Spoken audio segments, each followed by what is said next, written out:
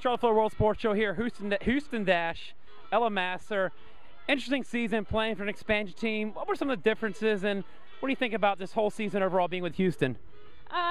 You know, we just said in the huddle, you know, I was in a situation last year with Chicago. You know, we didn't make the playoffs again, and if I compare last season to this season, you know, all I can say on record is I wouldn't want to be anywhere else. You know, this was a great group of girls, and we knew it was going to be tough, and unfortunately we've had some pretty bad injuries, and we just couldn't find that rhythm on the pitch, but we were still in the game, and, you know, we learned like everybody else did last year, and then next year, next year we're going to come back stronger.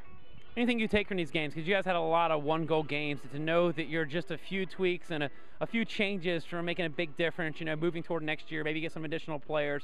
What are those thoughts losing those tough games, or tight games more or less? Yeah, I mean, it's heartbreaking, you know, but that's a game of football. You can do well. I mean, you saw tonight, we hit the post, you know, we had a couple wide open chances, and, you know, we didn't put in the back of the net, unfortunately, and they did. You know, credit to Sky Blue always. But, yeah, it's not that we're not creating. You know, that's not the battle. It's just about finishing and putting the ball in the net, and then being able to do that on a clean sheet so you don't have, you know, score first is great. So, again, we know what we got to do. We got to break down it tactically a bit and come back stronger. You said wonderful things about Randy. I mean, what's to say about his love for the game that he's hopping on a plane tomorrow to go coach in Trinidad and Tobago and work with those women?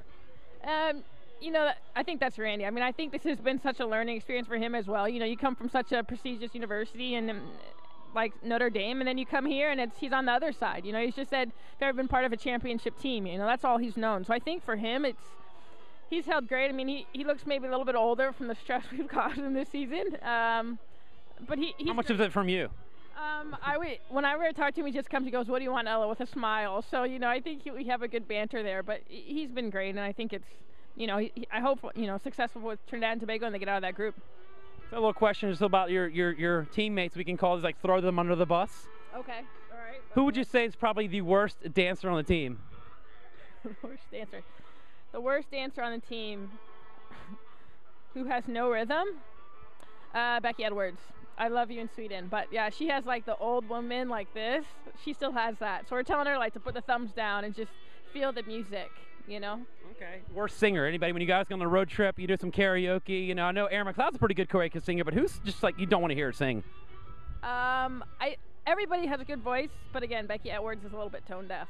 She's taking the hat trick on tonight. Yeah, any players on the team that cook just like amazing meals, like I got to go out with you? Becky Edwards cooks very well. So she won something tonight, you know, leaving on a high note, you know, so. Yeah, she cooks very well. She makes a very good homemade pizza.